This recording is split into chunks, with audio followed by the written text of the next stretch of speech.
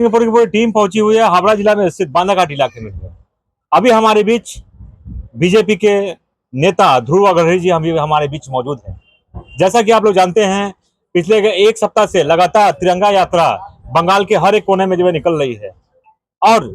आज भी ध्रुव अग्रहरी जी के नेतृत्व में सैकड़ों लोग इनके पीछे तिरंगा यात्रा में शामिल थे और इसके बाद भी जो है शामिल रहेंगे। तो आज इनसे सवाल रहेगा कि कैसा लगा तिरंगा यात्रा में आपने संबोधित किया और लोगों को जो है ज्यादा से ज्यादा लोगों को हर घर तिरंगा यात्रा के बारे में एक बार दो शब्द हमारे दर्शकों को बताइए। देखिए, 2014 के बाद भारतीय सभ्यता संस्कृति में बहुत तगड़ा परिवर्तन आया है, भूचाल आया है।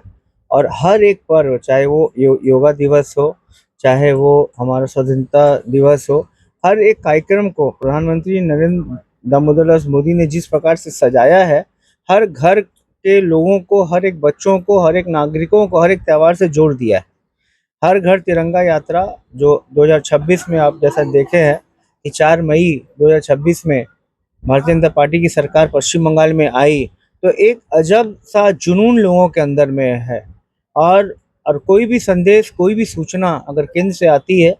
जैसे पश्चिम बंगाल में पहले तो केंद्र और राज्य के बीच में बहुत एक गैप था,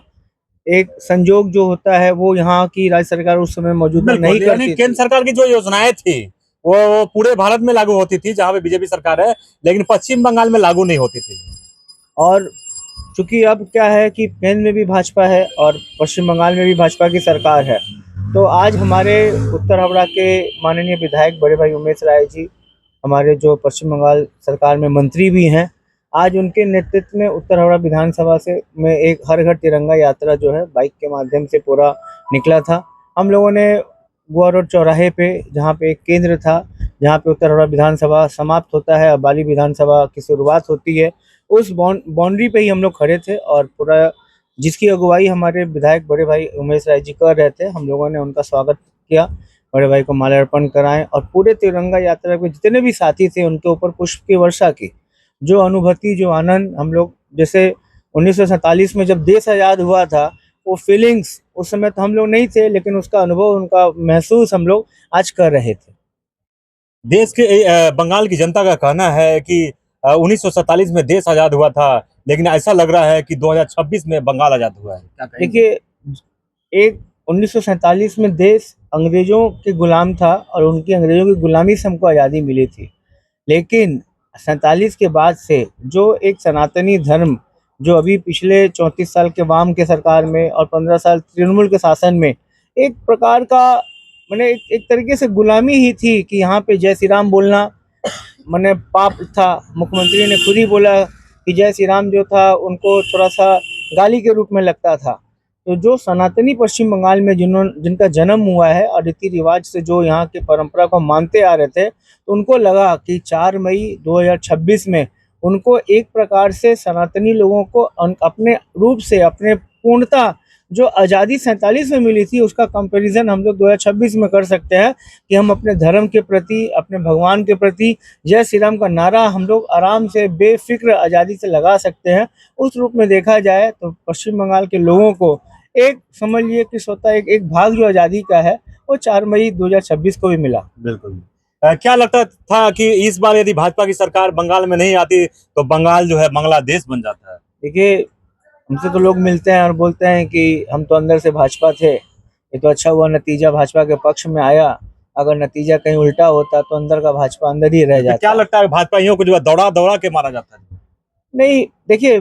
पश्चिम बंगाल कहते हैं ना कि मैंने Bengal things today, India things tomorrow, ये प्रथा शुरू से चली आई है और राजनीतिक माहौल भी पश्चिम बंगाल का सबसे हट के रहता है। देश में यहाँ पे हाँ, देश पूरे भारतवर्ष में सबसे गंदा राजनीतिक माहौल अगर किसी माटी, किसी प्रदेश का हो तो पश्चिम बंगाल का है। बिल्कुल, ध्रुव जी ने एकदम सही बात बोला कि चुनाव के टाइम में हम कई राज्यों में जो है कवरेज किए जो है, लेकिन सबसे खराब राजनीति जो है पश्चिम बंगाल का हम लोगों को देखने के लिए मिला। यहाँ बैनर पोस्टर लगाने के लिए लोगों को मौत के घाट उतार दिया जाता है, मिचिल जाने के लिए उनके घर को तहस नहस किया जाता है। आप देखे होंगे जब 2 मई 2021 का नतीजा आया था चुनाव के बाद, किस प्रकार से यहाँ पे हिंसा हुई थी, कितने लोग मारे गए थे। ये बात तो सही है, अगर इस बार भाजपा नहीं आई होती तो पश्चिम बंगाल का जो बहुत सारा, आप सुने होंगे 3 जिला एक बार इन्होंने कहा था बिल्कुल एक अन्य सांप्रदायिक मतलब कट्टरपंथी लोगों ने कहा था कि 3 जिला जिस दिन चाहेंगे उस दिन पश्चिम मतलब बंगाल से काट के बांग्लादेश में मिला देंगे। बिल्कुल खैर भगवान ने उनकी नहीं सुनी, हमारी सुनी, हमारी आस्था पर विश्वास था और सनातनियों का जो आने वाला जो जन्म है, आने वाला जो माने जनरेशन वो बच गया और पश्चिम बंगाल को भारतवर्ष में ही रहना पड़ेगा। बिल्कुल। तो आपका चूंकि ध्रुव जी जो है आप बीजेपी के जो है कर्मठ कार्यकर्ता भी हैं, नेता भी हैं, तो समस्त देशवासियों को इस नई सरकार आने के बाद, पश्चिम बंगाल में नई सरकार आने के बाद क्या संदेश रहेगा देखिए स्वतंत्रता दिवस का मैं 2013 में 1 नंबर वार्ड से, उस समय न केंद्र में भाजपा थी न पश्चिम बंगाल में कोई सोच सकता है। उस समय मैंने भारतीय जनता पार्टी के लोगों पे चुनाव चिन्ह पे मैंने चुनाव लड़ा था और 2013 से लेकर 2026 तक का जो सफ़र है वो किस प्रकार से 2014 का लोकसभा, 16 का विधानसभा, 19 का लोकसभा, 21 का विधानसभा, 24 का लोकसभा, फिर 26 का विधानसभा, किस प्रकार से लोगों का प्यार, जन समर्थन, आशीर्वाद मिलता था बोलकर जो सफ़र हमने अकेले तय किया था, आज देख सकते हैं कितने संगी साथी आज आपके सामने समक्ष बैठ रहे हैं और खुले दिल से ये समर्थन कर रहे हैं, जो ये पहले माहौल नहीं था। बिल्कुल बिल्कुल आज 80वें स्वतंत्रता दिवस के ऊपर में जो हमारे प्रधानमंत्री का है हर घर तिरंगा का जो कार्यक्रम देश भर में चल रहा है, मैंने अपने क्षेत्र के तमाम जो स्कूल यहाँ हमारा बूथ पड़ता है हर अभी तक कौन कौन से स्कूलों में आपने जो 2-4 का दिया, आप नाम यदि बताना हम लोग चाहें देखिए और वहाँ पे डॉक्टर आपने क्या किया? भीमराव अम्बेडकर स्कूल, नेहरू आदर्श माने विद्यालय, बजरंग विद्यालय, कुशवाहा, गांधी हरिजन, भारतीय स्कूल, जितने स्कूल हैं यहाँ पे। देखिए एक जब राष्ट्रीय ध्वज अगर आप अभी स्वतंत्रता दिवस के करीब अगर आप पकड़ते हैं, एक अजीब सी फीलिंग होती है, एक अजब सा महसूस होता है। छोटे बच्चों में भी देश प्रेम की भावना बहुत लगती है। बहुत हमने बच्चों के साथ पूछा वो तीनों जो 3 रंग से हमारा जो तिरंगा सजा है, क्या अर्थ है उसका? हर रंग का क्या मतलब क्या महत्व, क्या संदेश है, लोगों को बच्चों के बीच में हमने जब उनको बताया, उनके अंदर भी एक उत्साह और देशभक्ति के जब गीत उन्होंने गाए तो हमारा भी मन प्रफुल्लित हो गया। और 15 अगस्त को अभी तो समय मैंने था, लेकिन आज़ादी के रंग में हम लोग उसी दिन से ही रंगे, जब बच्चों के बीच में हमने तिरंगा वितरण किया और उनसे भारत मैंने देशभक्ति का गाना उन्होंने गाया और उन्होंने जिस प्रकार से देश के प्रति जो प्रेम, जो आस्था है, जब सम्मुख हम लोगों ने वार्तालाप किया तो हमारा भी देश जो है, देश के प्रति बच्चों का जो कल के आने वाले जनरेशन है उनके प्रति जो हम लोग का एक संवाद जो माध्यम हुआ, उससे बच्चों में बहुत उत्साह हुआ और हम लोग भी बहुत आनंदित हुए हैं। क्योंकि बीजेपी के जो है कर्मठ कार्यकर्ता और रहे हैं हजारी भाई जी जो है, और आपके साथ कंधे से कंधे मिला के चल रहे हैं। आज इनका बर्थडे है, क्या कहेंगे? देखिए हजारी को